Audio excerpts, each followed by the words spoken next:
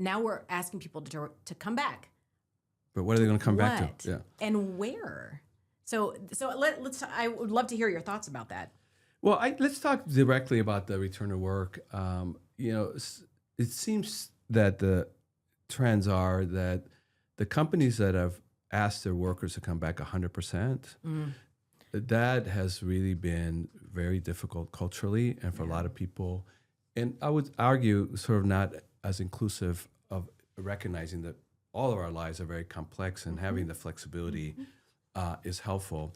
And then the companies that have said, no, you can work wherever you want and there's no return to work, they have also suffered because they lament the loss of culture and that there's something about being together in person that really is understood to be the thing that knits the culture. Yeah. And I think the ones that have found the sweet spot are the ones that say, hey, back at the office 2 or 3 days a week, Right. and let it be the same days a week for most people, Right. so that you don't show up on a day when no one's When there, no and then one's it defeats the there. purpose, Right. right?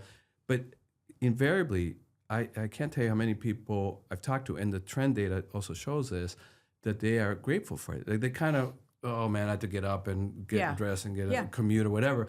But once I'm there, it's nice to connect, and it feels really human, right? Especially in an era where we're behind screens and dealing with AI all the time. To connect with a human is like, well, lo and behold, what a great idea. I know. It wasn't too long ago that we used to do that. So let me ask you, what's interesting though, is as you were saying this, in some of my return to work scenarios, as you mentioned, let's get everybody in or as many people in on the same day so that you can optimize on community and optimize on how many people are there. However, inevitably, when you come in, you're still kind of finding a space, tucking yourself away, and still doing Zoom calls. Yeah. So there is still this concept of I'm going to get dressed and I have to go in for RTO, return to office. I'm going to go in on the Wednesday, Thursday, or whatever day, I'm required to go. I'm going to say hi to Andres, and then we're all going to tuck into our little rooms. But that's why companies that are doing this well recognize that they have to design those days. They have to design those days to give a reason for people to come in and be excited for it, and also to activate and the interaction. Yeah. So as simple as providing a free meal, some are providing entertainment. Yeah. Some are providing some team building things. Right. So that, the days of a passive workforce, and this is where HR comes in, right? To say, okay, everybody come back to work these 2 days. Right. But you have to be programmatic. I was going to say orchestrate. And take advantage and orchestrate and design the experience, the interaction. I agree It's not with going to that. happen automatically. Yeah, and I think that's so. I agree entirely. For me, again, full transparency. I have definitely gone back to RTOs and said hi to everybody, walked through the space, said hello, and then found my space, did my Zoom calls, got right back in my car, and went. Certainly, I liked having access to my team. I mean, that was nice, to be able to walk in and say hi to my team. But I entirely agree that that's also an additional pressure, though. I mean, I don't think that any HR professional was prepared to say, wait, now I have to orchestrate. Yeah. What? But I would say yes. Yeah. And because they're coming back and they're going into rooms and not talking to each other, like that's really. But that's what a transformational HR professional and leader does. It's like, it's not enough to put the policy in place. It's not enough to do effective communications about this are the rules. It's not enough to figure out what the accountability measures will be of reward or not reward. You then have to then say, what is the responsibility of the organization to make it an attractive proposition? Yeah. Not just by a compliance, but make it something that excites employees, which then not only makes people positive about it, but that's the very thing that nurtures the positive culture that is attractive and retaining. Yeah, I agree. Well, and you and I both know, as you were saying this, I can't help but think about, the what we talk about here is disruptive, right? This idea of leaning into disruption and leaning into chaos. But what we also argued earlier was to make sure that our HR colleagues and our HR, the industry of HR is strategic. One of the other operations of an organization that has to move with the disruption of the environment, the disruption of market, is whether it's R&D or communications and marketing. If the market trends a certain way, they have to redo products, they have to redo commercials in order for the company to stay relevant and so that the brand stays on.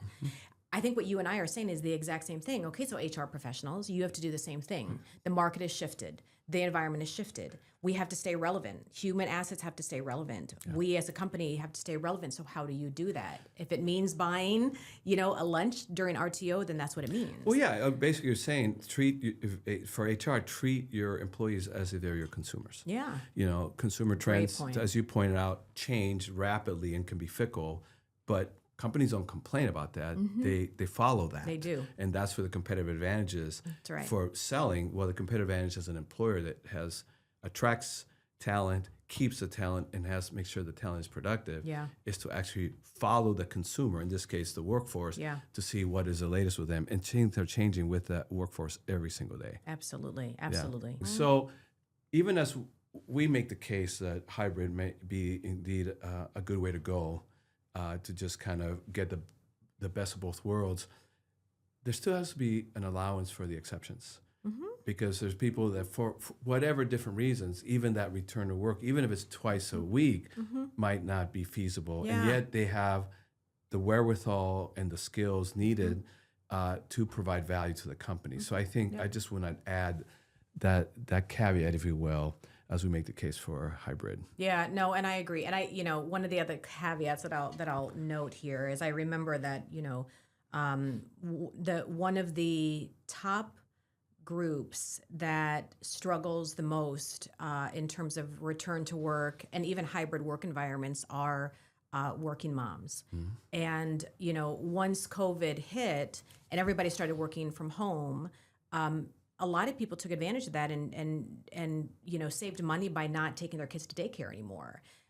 Or having daycare inside of their homes and these kinds of things. And then once their organization said, oh no, we will come back, either like you said, 5 days a week or 2 to 3 days a week, that puts a lot of stress on working moms or working parents to say, well, wait a second, I got rid of my nanny, I got rid of daycare, I actually was also saving money, and so now you want me to do what? And come back and put my kid where? That alone is a really traumatic, again, as a working mom myself, not that I use daycare anymore, but I could imagine, if I was in that situation, it would be very difficult. And so we did lose a number of working moms because they decided it's not worth it, either economically, physically, mentally, emotionally. It's not worth it for me to come back to RTO when I changed my entire familial lifestyle to be with my kids. So I think that's also one of the other things too, is that HR, as you mentioned, there's a lot of diversity and inclusion, belonging and equity pieces that go along with this.